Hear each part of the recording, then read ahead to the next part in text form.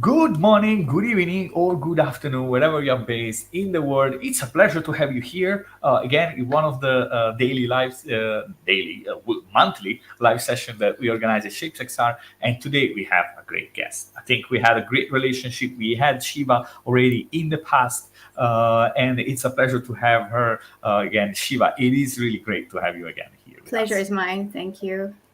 Indeed, and I mean, I think that okay. First of all, who doesn't know Shiva? That's the first thing. So if you don't, you should immediately follow, check her what she does on LinkedIn, and also she's gonna share like a article that she recently wrote, dense, full of information that we're gonna share at the end.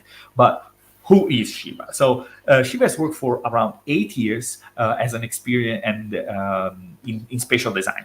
She worked for 4.5 years in designing for XR application, and then the rest for web VR, 3D software, and SaaS render services. Now, one of the things also that she did, she worked with companies like European enterprises like Dassault Systems. Did I pronounce it correctly, Shiva?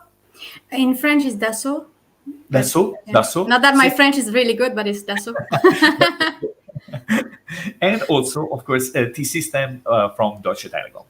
Of course, she did a detour also in academia, worked in startups, and now for around 11 months, she is a AR VR designer. So, and during this journey, she gathered a lot of experience on VR, AR design, and most importantly, one of the topics that we're going to discuss today about working with enterprise clients. That, as we are aware, has a lot of important implication with regards to the design, with regards to the kind of persona that you have. Something that we certainly end up hearing today. Now, before I give you the word, Shiva, one thing that I wanted to say always, and this is curious actually to know what people start tuning in, is where are you from and what are you working on? Are you creating VR trainings? What kind of VR training? So leave a comments here in the chat, and we'll be more than happy to understand a little bit with our audience. And of course, share and ask any question to Shiva, because that is a great opportunity actually for you guys that are listening live to have direct question, because as everybody knows, your question has priorities over mine or our agenda. That is usually always the case here when we organize training. So today, what we will do is briefly overview. So we're going to discuss a little bit of theory about with Shiva. Then we will go more into actually some practices, understanding storyboarding, understanding locomotion, how to prevent motion sickness in some cases, how to prototype those. And then I believe that there were other concepts that the Shiva wants to share. I'm still have to clear understanding, so Shiva will guide us through a journey of learning this evening. So Shiva, thank you for being here again. Thanks for And having me. so, what about training for enterprise? How is that difference? What have you learned in this journey? So, training for enterprises. So, I would say that designing for enterprises is a bit different in general, regardless of XR design or classic or traditional UX design, because the nature of the work is a bit different. You're dealing with a bigger team, and the connection between the conversation is like increasing the connecting lines, because you have a team of like maybe in production team you have for a project 20 people or something, and then imagine like if you cannot communicate. And that meme that you write in the back of someone else, probably that meme, and everybody has their own interpretation. So that's already a challenge.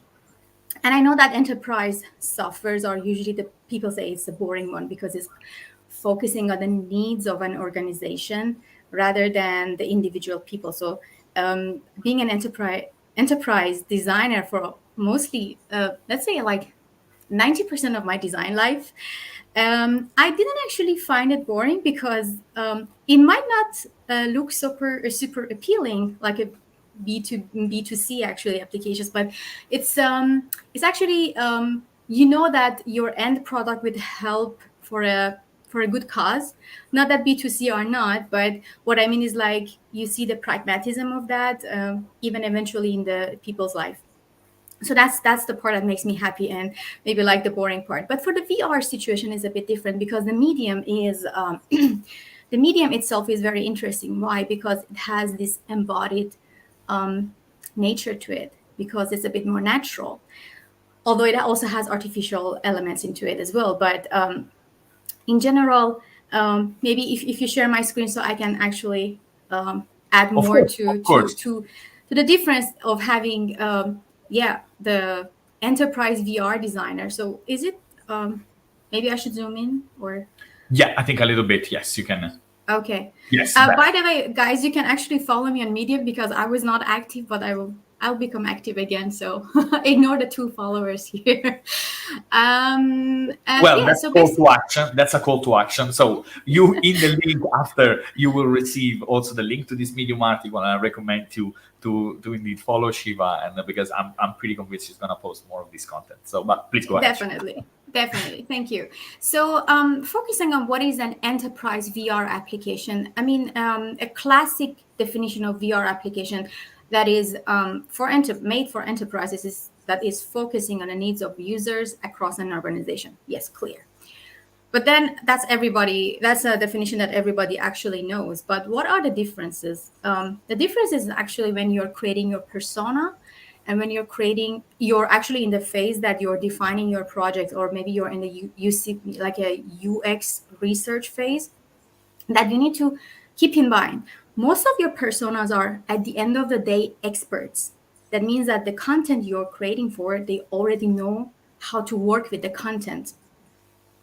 Therefore, when you're creating your let's say defining your projects and creating the characteristic of a feature, which is this UX architect part, you're focusing mostly on KPIs, or a key performance indicator. So it's a KPI oriented project or product. That means that you make 1, 2, or 3 personas at most, because it's not B2C. And then at the end of the day, you have to be careful about jobs to be done. That means the task that needs to be done. So, but VR enterprise personas, as I mentioned, they are actually experts. They are even tech savvies. Some of them are gamers. They're actually very opinionated. So you get a lot of sci-fi requests. Oh, I want a sci-fi hut. I want this kind of like faster horses situation, which I strongly believe that, okay, it's nice to use a lot of magic in VR, but try to avoid too much sci-fi. It's actually not good.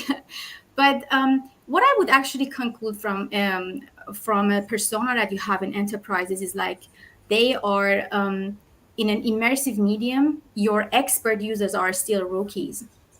So that means that you have to still keep the KISS principle, keep it simple, stupid, when you're designing for VR. So regardless of okay how many games they've been playing, their spatial understanding is way stronger than a person that is not a gamer, as an example. Therefore, you really need to design for somebody to, because you're dealing with body, you need to pay attention that people don't get motion sickness, vection, all those ergonomics needs to be respected.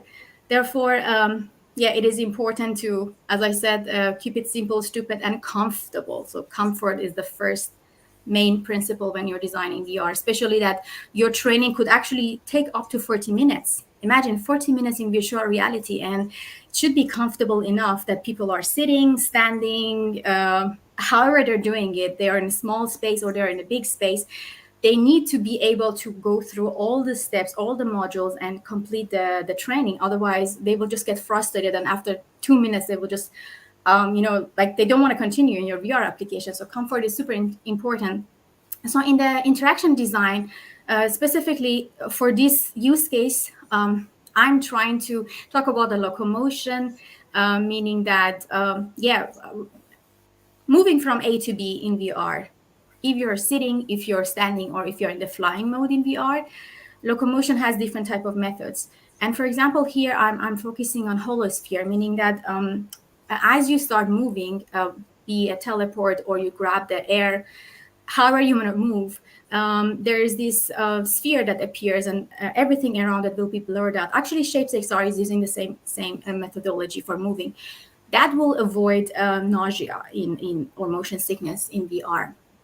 And yeah, I actually managed to kind of prototype it, but not 100%. But even like, I mean, it doesn't matter. You just need to send a message across to the team that, hey, we need that, for example, this holosphere for our movement. The other one, in my use case, the space station is zero gravity, which is kind of related to the previous one. But at the same time, you need to make the user believe or convince them that they are actually weightless. And in order to make them weightless, you need to convince them that they have a body, because normally you have half of the body in VR. And then therefore your avatar should be designed in a way that when they start looking down, they see that, okay, I have the full body. So for example, something like that. And then you can make them believe that they have a body. And then later on in the game engine, you can actually start creating the environment. You feel like they are in zero gravity. And also, the next point is very important, is like how the environment is. And by the way, the previous one is called embodied illusion, which is one of the principles for interactions in VR.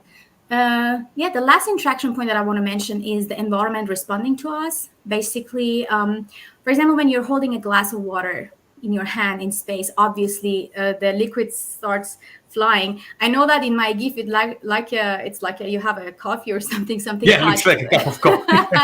But I try to, yeah, like my painting is not so good here probably, but I try to kind of mimic the buoyancy in space. And that is actually called plausibility illusion. Because at the end of the day, you are in a virtual environment. No matter how much it looks real, you still want to see the feedback, which is based on physics and of the real life. And what is happening is that you can actually mimic or prototype in a mid-fidelity way that, okay, I want this behavior to happen. Otherwise, I cannot trick the brain that I'm in spaceship for the VR training for astronauts. And later on, I think I will wrap it up in 1 or 2 minutes. So another interaction is like interactions with so the previous one was about movement. This one is interaction with 2D or 3D interface. So any type of interface that you have. When you have a 3D interface, it encourages you to use more natural interactions, because, for example, if you have a pen, yeah, you simply know the affordance of it. So basically, you just grab it from here, right? Or if you have a screwdriver, yeah, you want to fix a mechanical part in spaceship, and then you know that where to grab the screwdriver because of the affordance in the real life. But when it comes to more abstract screens, which is actually made for 2D screens, and all those semiotics and everything is super abstract, like a hamburger menu or those type of symbols or semiotics, they're super abstract and they're not made for VR, but sometimes you need to show some information that are on 2D, right? Therefore, the tricky part is like how to actually define interactions regardless of them being 2D or 3D. So here, for example, like there are some examples of mirror interactions when you're holding your controller, and how can you actually move your controller in order to trigger something. And there are the movements, some of them are linear, some of them you need to have a bit of an angle to them, all considering the comfort of the wrist. That's actually only possible when you're doing it in space. If I do it in Figma, how can I show the angle to the developer? So for example, with developer, I go inside Shapes as an example, and we start, like working, and then he say, hey, like here, my wrist really start hurting. So let's just tweak the angle in a more comfortable way. And also far interactions or laser interactions, that they can all be defined. And it doesn't matter if the level of fidelity is not too high, because you just want to kind of like discuss the ergonomics of the interaction rather than how appealing it's going to look, because that's something that a 3D artist can do or a game engine artist can do. So the rest actually is the workflow. So I will invite everybody to maybe like have a look for themselves. It's a workflow on enterprise level and design level. they can read, and yeah, if they have any questions, they can get back to me. But I have some last tips for designers, or the XR enthusiasts. Is like, you always think in 3D, and only use 2D abstract UIs when absolutely necessary. Communicate with the developer using an XR collaboration tool, such as Shapes XR, because we are 3D creators and we understand in 3D and depth. Not only the designers is responsible for creating functional and beautiful GUIs, but also for ergonomics and spatial layout, which I mentioned earlier. Learn developers language. So the game engine documentation, Unreal, Unity is your best friend. Even if you don't want to code or anything, at least learn the language, because it eases the communication with the developer. That's super important. No matter how cool your design is, if the developer doesn't understand your design, they will, start inventing things on their own. And collect best practices from VR games and experiences, and tools for various scenarios and interactions. So those would be my tips for designers and XR enthusiasts. So yeah, let's jump in whenever Let's do it. And before we do it, I think I want to acknowledge people that were saying hi from Toronto. There was a Windu from North Carolina. There was someone from Australia. Must be, I don't know what time it is. Here we gave it 18. Beto says, hi from Australia. Looking forward to learning today. Hope you will, and don't hesitate to ask any question to Shiva based on anything that she asks, or you will see for further during the webinar. We also have someone from Argentina, Israel. We have here Doron, and then also Antropología Visual. I think that would say how we say it in Spanish, from Argentina. So hello everybody. It's a pleasure really to have you. Oh, yes, sir. James. Hi, James. Pleasure to have you here. It's a regular from Argentina and more. Croatia, Madrid, Spain, Germany, and more. So really a pleasure. And guys, don't lurk. Don't lurk. Ask questions. Like, be here. Like, so importantly, like, what kind of, are you working on VR trainings? What kind of VR trainings? Is that teaching how to assemble an equipment? Is it how to maybe fix something? It is how to operate a machine. It is like, what kind of VR training are you building? Right? That also, like, it's that to teach something, right? Maybe it could just be a learning experience to teach how something works. Maybe it's not, doesn't have that much of interactivity in it, right? So there is a whole span. So we'll be curious to know what you guys are actually working on. And yeah, keep coming. Hi, Jacob from South Carolina. And then we have Shivansh from India. So Peru, Catherine, hi from Peru. So hello, everybody. So let's jump now in Shapes a little, and so that we can understand a little bit more in space how actually some of the concept that Shiva explained briefly, so that we can dive a little deeper, and don't hesitate to ask questions. So let's go in. Let me just share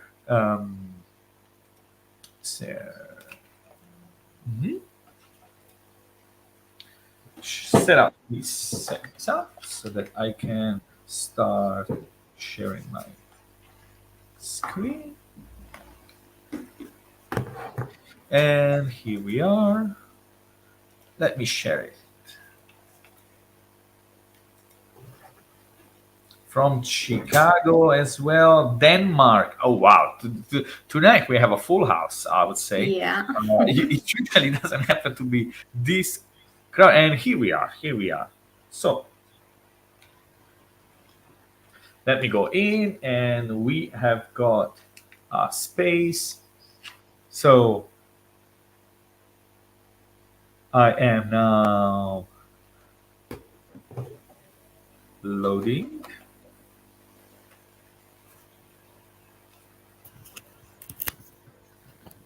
Entering the space again. And by the way, for people that do not know, so this tool that you're going to see is ShapesXR, a tool to design, prototype, and as you've seen us, being me together with Shiva, also collaborate on when you are designing AR or VR content. It's freely available on the Quest store, so you can just go there, download it, start learning and using it. And this is just a bit of a glimpse of the many things that you could actually do for it. And it's in this case led by Shiva here, that here we are. So we are in this space station here, Shiva. Hello. Here we Yes, are. exactly. Shiva, can you mute yourself in shapes? Sure. Okay, Perfect. So better. that we are. Yeah, perfect. So please follow me. Where should I start from? Actually, the station on the left. Uh huh. You follow me there. I see you. Um, this is like a rough prototype in order to just communicate the basically the holy sphere concept, Right. which actually, if you navigate through the viewpoints, I think it's viewpoint number 3. Yes. So if Right. you jump inside, I will just maybe get out of it. Yeah. So maybe also You for just people that are listening, so this is this viewpoint or something that Shiva has set in advance, and then I can actually go there, click, and then I am here. So this is the simulated uh, field of view restriction that yeah. that now Shiva used. And in this case, now I'm gonna mess it up for a second. I'm gonna bring it back. It just created with a sphere and a rectangle. Yeah, and just That played I with the can. material of it and also like the parameters there. To just give a rough idea, because even if I talk about holosphere concept with my developers in the team, still it's better to bring it to the context and see like, okay, how it's going to look like, how much it's going to cover, how big is the sphere. Right. So basically, when I'm kind of like flying in the zero gravity, and each time I grab something, I grab a wall or something, this will appear exactly like the way that is in Shades XR. Right. The same is in the viewport number 4. And then if you go to number 5, you will see the embodied, basically like the sense of embodied illusion, that you have a full body, and how it's going to look like Right. from the shoulder view to down, basically. Indeed, indeed. And I mean, and I can imagine also that in this case, maybe being like in space, you might also maybe see your legs Yeah. floating. So then having like potentially you could then have these effects, Yeah. right? Could potentially see that. And in other VR training, I mean, have you got an experience like how much of the body do you actually show of users? I mean, this may be being in Mhm. space, a specific case. In Yeah. other one, what was your experience? Okay, this is more of this spaceship is more of a, well, I'm not really working on this specific use case, but I have a similar, very, very similar use cases where for training, you need to, for example, wear specific wardrobe. Right. And obviously, like, you don't have half of your body, but still you want to be able to wear boots, or you want to be able to wear pants. So in that case, then you will see the full body, or you need to see the full body. And also the mirroring situation. So if there's a mirror, or if there's a reflecting object, obviously you want to show the full body, not the half body, which is actually weird because you're trying Yeah. to get as close as possible to the real life situation. So these, I would say, mirroring and also wearing wardrobe is two like real life situations that. So what I mean is like real projects that this situation can happen. Right. When it does make sense indeed to add Exactly, the full body. perfect. Yes. So. And yeah, Mhm. moving on. If you follow me, because this one Yes. does not have the. But if you stand here, so I will just try to move the slides. This is like the plausibility. Yeah, I Yeah. know it looks like a smoke, but that was not my intention. I'm sure that there are people doing it better than I did, but just trying to, Yeah. And by the show way, that. also maybe for people that are not that are seeing this again. So what you see, the way this is moving is because there are sets of frames or stages, and in each one, this element is actually being drawn differently, right? Yeah. So then I'm moving across stage 2, 3, 4, 5, 6, and then this gives the illusion that this is Hmm. actually moving Hmm. and being animated. Yeah. So it's basically like communicate an interaction or something moving. It could be a user flow, or so then people have used it in many different creative ways in order Hmm. to tell a story. Let's say. Yeah, and in this specific case is for actually showing giving this illusion that you're in a spaceship because things are moving around. And actually, when we move to another station, you will see it better because everything's moving around. And I mean, let's just hop into the next one. So, by the way, there is a question from Pushkar. He's asking, can we also visit the VR experience later?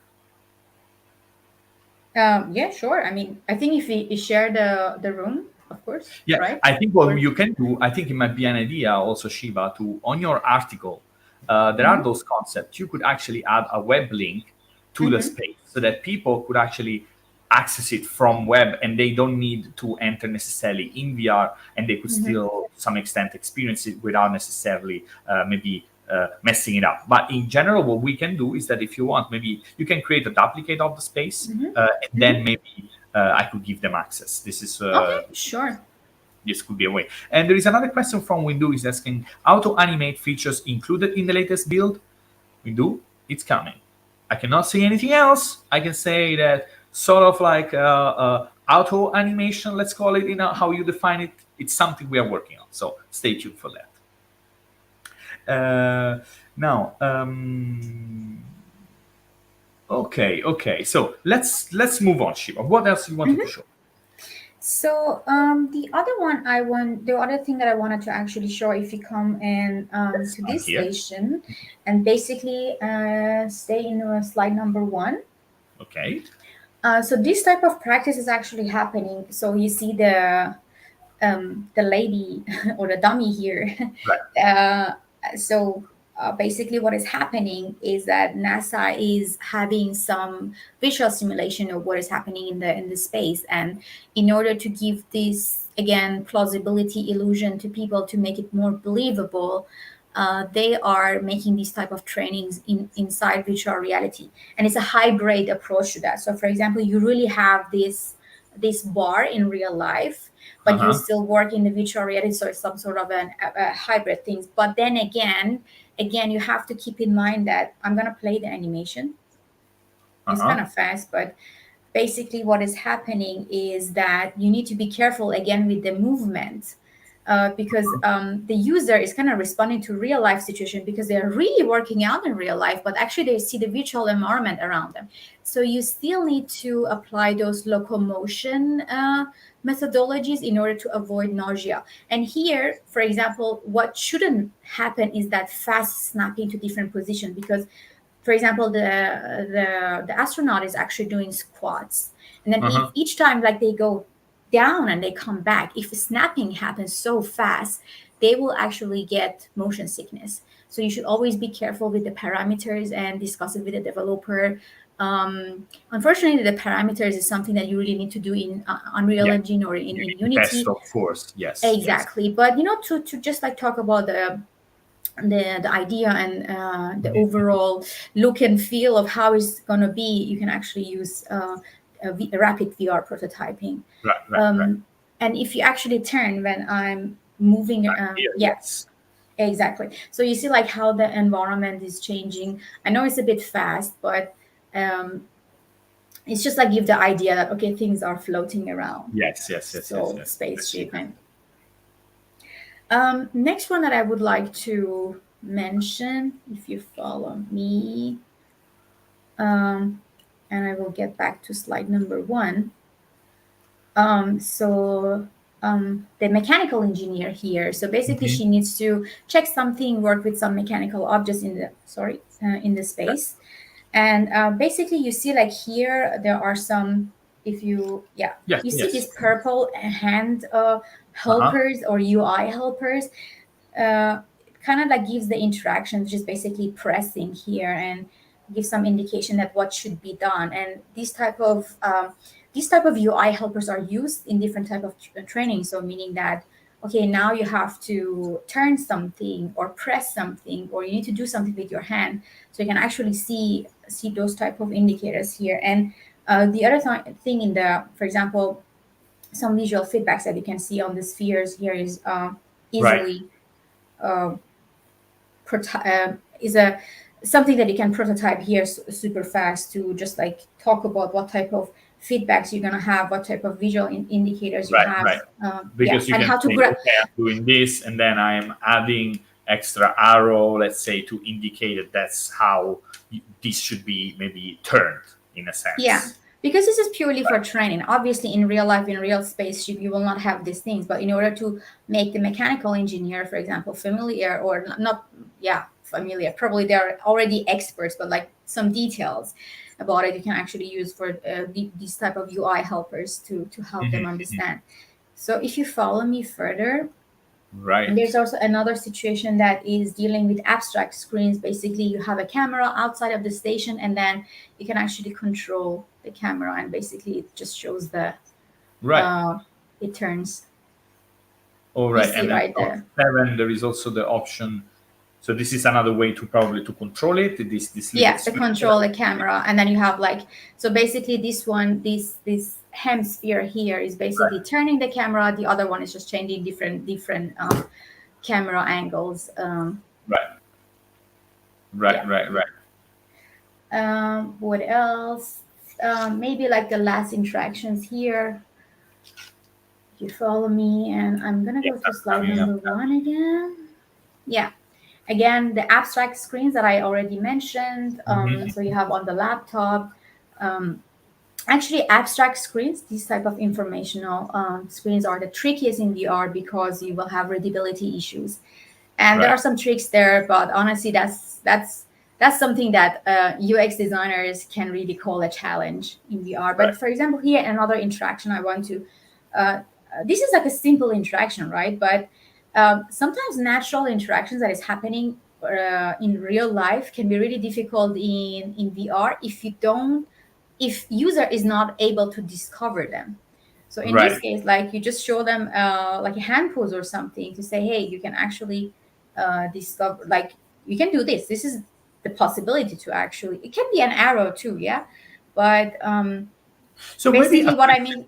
a question regarding discoverability. So you have shown, for example, like a hand pointing at a button, or maybe something like some arrows that indicate how that at that point the sphere could be moved. So what other things have you found that work in terms of to help users discover a certain interaction in their space? Definitely visual cues, also audio cues. It can also help. So the more you, or haptics as an example, like force tactile, force vibro tactile, or force feedback. So try to, like, if one of the modules actually one of the models, sorry, did not work, then you will just use the other one. So if you think that, for example, the visual cues is not going to work, then you can also add the audio cues, or you can also add the haptics. And if you want to, like, normally if designers want to really be successful in an experience, it should be multimodal experience, meaning including all of them. And that will be an inclusive VR application too, because some people have visual impairments. Some people have auditory impairments, and it's important to include all of those elements inside your design to try to cover everybody.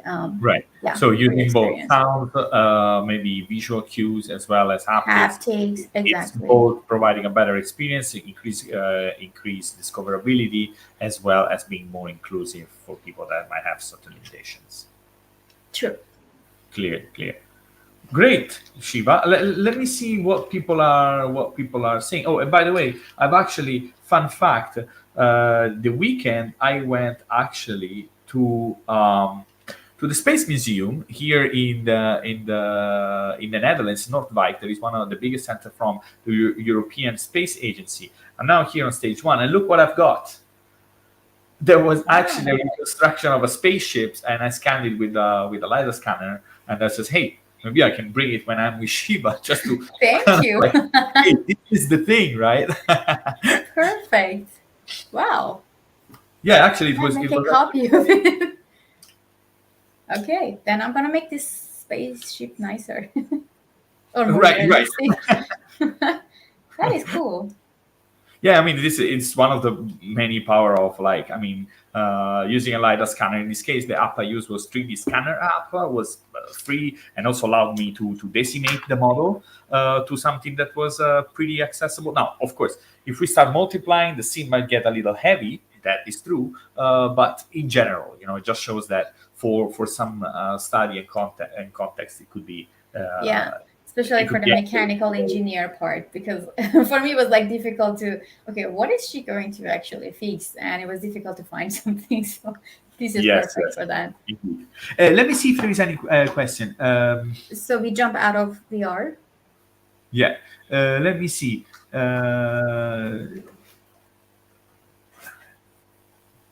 Yeah, there was a question maybe from Robert. He's asking, Shiva, what's your thoughts on how to handle left-right-handed users? So actually for left and right, normally it's a setting. So you are actually introducing a setting mechanism in your application. But since you don't really want to have cognitive load, you don't want people to go to settings and, like that's, I'm not a big fan of it, but sometimes you need to do it. But I know that there are some like interactions doing that. You can actually change the way, or was it one of the applications? I think it was Tilt Brush or Open Now Brush. you can do Open Brush. it, You do this something and like then it changes. yeah. Yeah. So that's why I'm saying find the best practices from different games, and at the end, design is a bit of redesign. So yeah, you can go with settings or simply using the controller. Or if it's a hand, then I think might be that the hand gestures. You can come up with some sort of hand gesture. If you do this, it can changes. Unfortunately, I'm not really working that much with hand gestures at the moment, so I cannot really give advice on that. But yeah, I can give these two, like controller based or simply settings. Yeah. I think at that point it becomes also like, how do I know that I can change left or right-handed by doing this? That's one of the tricky. But of course, it is a nice interaction. Then we go back to the main thing. Do you add delightful interaction, maybe that are a bit harder to discover, maybe less intuitive, Yeah, but they then add the you right, have the or you stick with menu, left-handed, right-handed. Yeah, true. And I know that, for example, Shapes XR also, at least Tivori, I remember had these contextual tutorials, which is really cool. Like Yeah. you can have that appearing 2 times in your application, and then it's gone. It's gone after you learn And it. that is what Dan is suggesting. Can you not offer the user the option to choose the dominant hand at the start of the application? Yeah, with the That's a good setting. one. Yeah, And definitely. also it could be that maybe you start a new training and then it says, okay, as part of the training, hey, are you left-handed or right-handed? And maybe that headset next time is going to be worn by someone else. But then every time someone that goes could ask easily if, are you Yeah, but right-handed? normally, yeah, true. But that's, I mean, at least for enterprise application, because it's profile based, you just have your profile and then you have all the information that you're either left-handed or right-handed in your profile. So you don't need to Right. really, you will not be asked every time, and you're going with your same username, Good password. So point. Good point. So then yeah. if you're starting a training, you should know already if you're right-handed or left-handed. So consequently, the app is already set for you. That's what you're Yeah, saying. in some of the enterprise applications that are profile based, you Yeah. don't need to set the setting. You just do it once, and then yeah, you're good to go. Awesome. So we can keep up more questions. And I believe, Shiva, there was this other room that you wanted to show. We can go in. Oh But yeah, we sure. also encourage everybody to actually ask any other question. So I think I've addressed so far the majority of them. So let's maybe keep going. And you guys keep asking questions. Actually, there is one very good question about Yeah. atomic design type features in the Which one? I missed that. Any type of Rain Man. everything in the works. For example, components with states. Ah, right. Here we go. Here we go. Yes, I think this is a question for shapes. If I think correctly. So we are exploring that right now. We don't have a specific date or delivery. So it's like, how do you add, for example, have a toggle that does on and off, or maybe a button like in like hover mode or so on. So like components that change states that are predefined. So what we have right now is these components that you can check in our gallery. So in there, under the gallery, you will see that we have an Oculus component set, MRTK component set, but those are not specifically interactable. So you can still like simulate and prototype with them, but they don't have the automatic states in it. They are just designed as separate mockups. Not the perfect solution. Is that we are trying to see and prioritize different feature set, and when when we heard to our user, one of the things that came up the most was the ability to have interactive prototypes, something that we are working on very hard to release it as soon as possible. And we believe that this is going to bring a lot of value because it relies on a similar system to what Figma has, when you can click on some components and then they're on some object to which you add the triggers, and then you'll be able to go to stage 16 out of the stage 18, for example, and then consequently build this truly interactive and branching storyline. So this is a bit of how we are addressing that. So and by the way, we have practical by design. How are you sending the chats to the video stream? This is awesome. This is it's from StreamYard, actually. So it's very nice streaming tool, the one we use often. So I suggest you to try it out. It's great. We have another question from Rainman BK1. Shiva, what do you think about hand tracking versus controller-centered design? How to decide which is best for an application? So the thing is, for at least for the enterprise training, then the common practice is that you use the controllers, because actually you can rely on that more than the hand tracking. The thing is, you don't really want to have delays and lags in your interactions. So I would really suggest that for experiences that you might stay in the experience for, as I mentioned, like for 40 minutes or something, and it's a very sensitive topic. You're, for example, dealing with big devices that are worth millions of dollars, for example, and you're in a different context. It's better to really work with something that you can rely on its accuracy. Mm-hmm. But if your application is something that is have the more like hedonic part rather than the pragmatic part, and if it's like the tracking is lost for a moment, it's not a big deal, right? It's just like something entertainment or so for now, hand tracking is actually used in, at least from my experience and what I understood, is that the enterprise environment don't really want to go into something that they're not sure, at least till it gets super sophisticated. Exactly. Yeah. But I am all for gesture-based interactions, and even in my design with controller, I try to push the design that is gesture-based. For example, if you want to open a menu, you just twist your hand, your wrist, or these type of things that are you're still holding the controller, but you can actually use your wrist. That's a part that you can actually use, even when wearing it, like holding your controllers.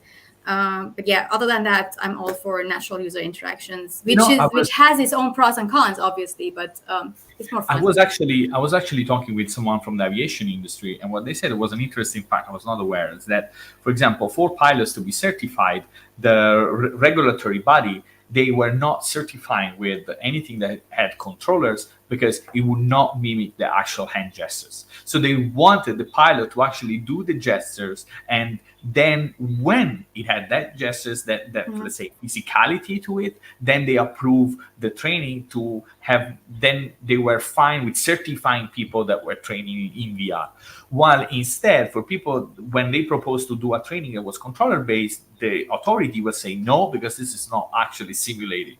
So that was an interesting fact, where actually the regulatory bodies, right, the people that give certification, were expressing let's say a design constraint based on actually their idea. So that was just funny to me. That's actually very interesting, because like I know a couple of projects we could not really do because we had hardware limitations, like the hand gesture should be super accurate with some sort of haptics, and simply the hardware did not exist. But I am pretty sure in those type of situation, again, the controller, like the hand tracking by the headset is not enough. So probably they're using wearables like gloves and stuff, because otherwise it's not again accuracy. So therefore you will wear a glove or something like haptic gloves. that you can track. That is also another thing. So then when you have up close, you're like in between. It's maybe hand tracking, it's a big controller, like you end up. But in training, the idea of the VR training, at least in the realm that I'm working, is to reduce costs. And imagine for each project, each user, you pay like 20,000-30,000 for haptic gloves, and for gloves that you want to track hands, it's just financially doesn't make sense. Therefore, controller. I mean, money budget is important, right? In yes, enterprise, yes, absolutely, absolutely. So it's not about what feels better; it's also what's cheaper. That's true. Absolutely, absolutely. There is a question from Louise. She's asking, do you test your design in ShapesXR or only after development? In other words, do you use ShapesXR for other things, then hand over to development? That's a very good question. So I'm gonna tell a truth, a very sad truth about at least the enterprises I've tried so far. Normally, you don't have the luxury to test the sanity of your design, at least in a larger scale, before it goes to development. So you just have to rely on, as I said, best practices, and also user manuals from the game engineer working on a lot of theory, and also like everything that you tested in Shapes, maybe you tested with a couple of people, but testing in a sense that you really tested with the end user, unfortunately that doesn't happen in enterprise unless you're lucky. It happened to me like twice from all like numerous projects that I had. You only have the testing afterwards. And then again, it's just from my experience. Maybe in other enterprises is different, but yeah, that's just how it is. So it's after. Yeah, I think that within the enterprise, you're right. I mean, I've been listening right now and hearing a lot of other studios that they are more flexible with this, or maybe some agency that, for example, also use Shapes to pitch a project that is not there yet. So maybe there is an idea, you have a potential clients, and you have some things you would like to show something that is relevant to them. For example, a data analytics app or whatever that might be. So people using Shapes not just to hand over to development, but more as a communication, as a pitching tool. So that is one. So even before you get the project, people are using it for that. The other is just between, I see a lot of going back and forth between designer to come up with ideas. It's really like an ideation tool. So someone comes up, hey, why don't we do this like this? Why don't we do this like this? Why don't we do this like this? So we hop between different rooms and maybe we check, okay, this was my idea. And then we have a conversation in 3D. And the problem is that this speed up a lot the understanding of what everybody means. Because then at some point, we know the design doesn't become like something abstract. You see it playing under your eyes, and then you get an impression of, okay, now I understand what you mean. Now I understand what you mean, and then you can have a conversation. So it is certainly to create design that are handed over, but since it's something very flexible and practical, then you can also use it before when you're ideating or maybe when you're pitching something. Then those are some of the things that we see. So Luisa, thanks for the question. We do have, let me see if I get this question from Robert correctly. Any tips for solution for tracking what the users are trying to do, but we have not developed functions for in terms of UX? And there is a follow-up is, for example, tracking buttons and controller movements where nothing is happening. Robert, this was a bit tricky question now that I'm reading it again. Could you maybe elaborate, and then we'll go back to it? Sorry if I didn't get it. For me, it's also a bit confusing because tracking by the user or by the system, what type of tracking? Yeah. Any solution for tracking what the user are trying to do? Maybe it's the system, but we're not. Okay, Robert, please explain it a little bit more. No problem. Will be a pleasure to ask. There is another question from Raul. Do you have best practices for shared assets interaction in AR and mixed reality? You have breaks for shared asset interactions. So you mean like it's a multi-user situation that there is one asset that people are sharing and interacting with? Is that what you mean? Yes, I think that might be it. Yeah. Do you have best practice for shared asset interaction? The thing is, for augmented reality and mixed reality, you have I can actually say what can happen in virtual reality at the moment because, for example, I have a pen, and then there is a multi-user situation, which actually from UX point of view, you need to see like, if I'm creating something with this pen, can I allow the other user to actually continue with the same pen and grab it from my hand? So it highly depends on the use case. So normally you say, why not? Because try to be inspired from real life. In real life, when I'm using this pen, Gabriel can come and take it from me and like keeps drawing. So in this kind of situation, unless the user said no, like the tool that, for example, a surgeon is using, for example, you can like another person or a trainee cannot really grab it from the surgeon's hand. So it's about when in multi. I hope that I'm answering it correctly, but it is. or I understood Actually, it. confirm. You folks are correct. That is my question. So it's about Okay, share. perfect. And I have something to add after you finish.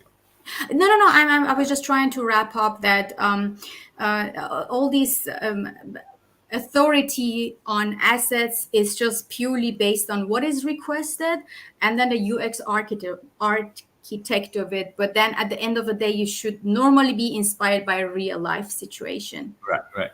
Even though you have to communicate it. So Raul, I actually encourage you 100%. If you're curious about this, go with 2 people in Shapes XR and try to see what we have implemented. Because we have dealt with that. It's a big problem. So if you have a cube and me and Shiva would grab the same cube, what would happen?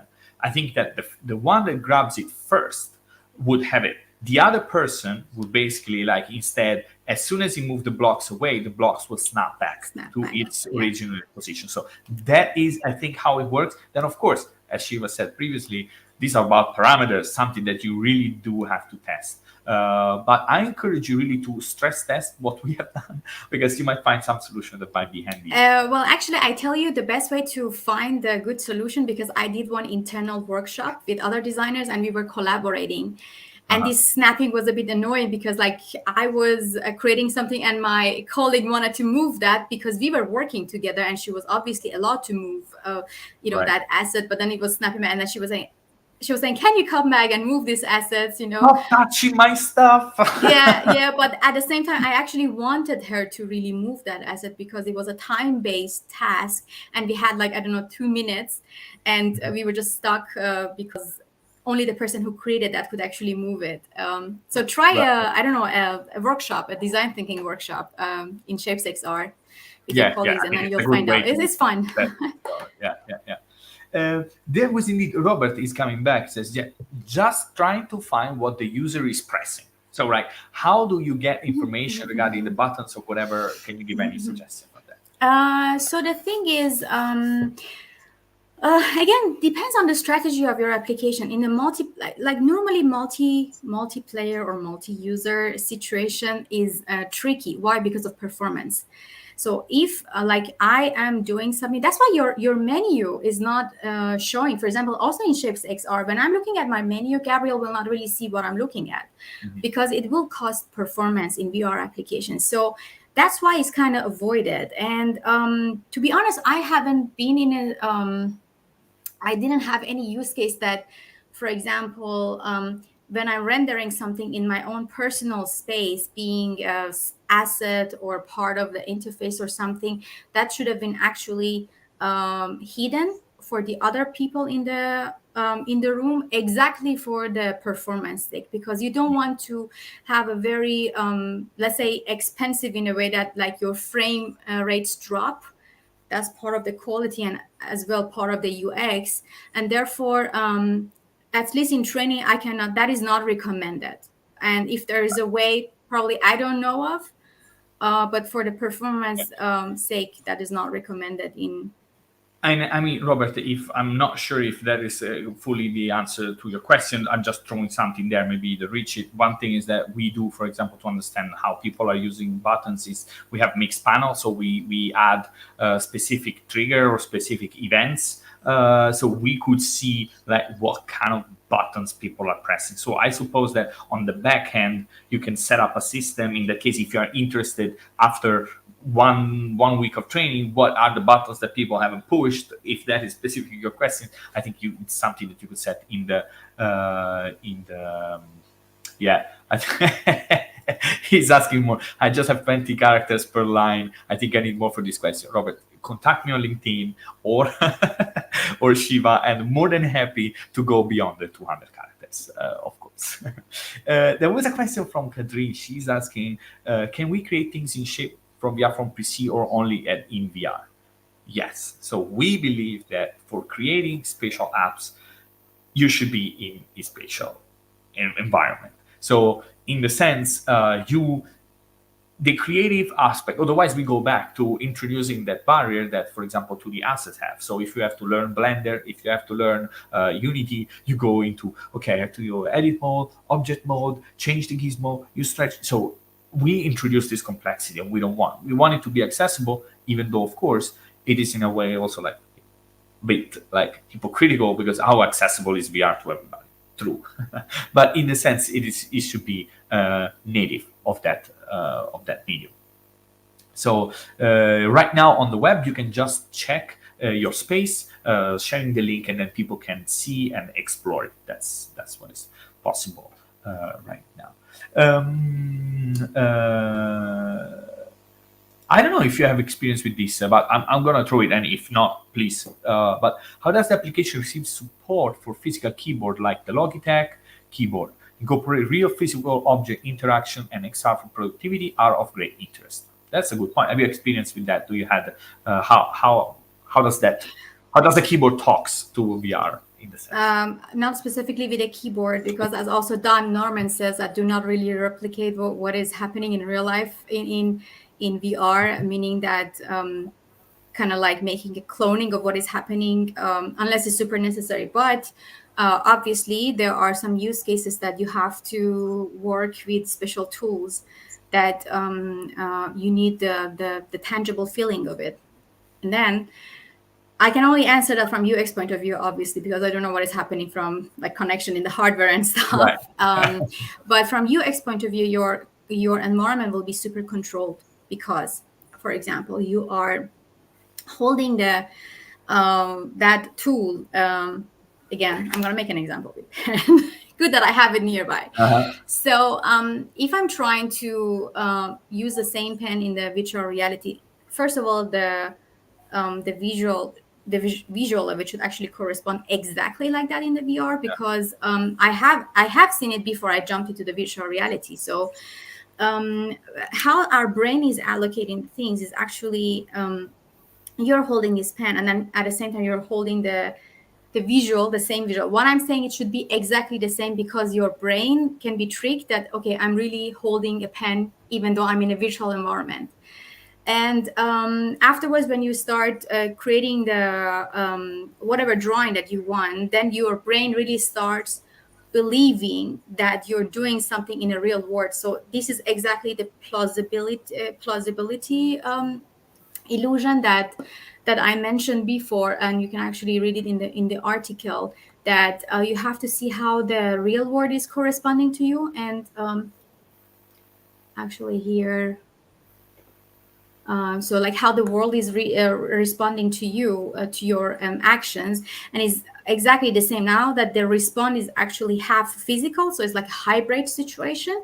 You have the physical pen in hand, and then if you see the pen that you have in virtual hand is exactly representing the physical one, then your brain will be deceived. A very good example of how brain can be tricked is that the fake hand experiment, that you have actually you put a dummy hand, and then your real hand is on the other side of the wall.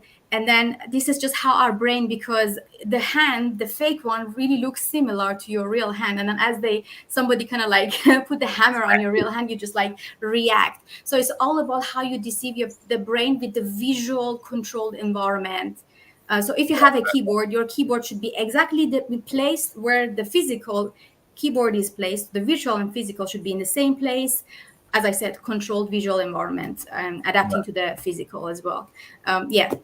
That's I can tell for the UX. For the technical, more technical stuff, sorry, I cannot answer that part. I think that Catherine has a great questions to close this session, and that is, first of all, I'm gonna use Shapes today. That is great. So I suppose that's a great takeaway. Go ahead and download it. And the other is, any suggestions, Shiva, on where to learn UX for VR? How will people start that are approaching this. Actually, there are so many great resources. So I've been checking just yesterday. So I studied and I studied design in at university, and I've learned by experience. But lately, I would say for the last 2-3 years, Coursera.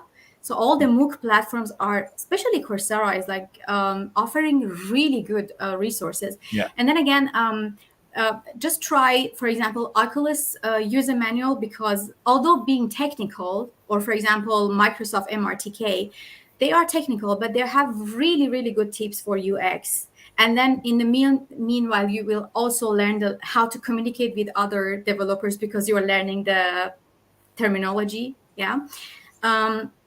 As well as if you study a bit about Unreal, or not Unreal, Unreal game engine, and also Unity game engine, just try to see the patterns and best practices there. Again, even if you don't want to be a developer, I learn a lot from them, so I can recommend.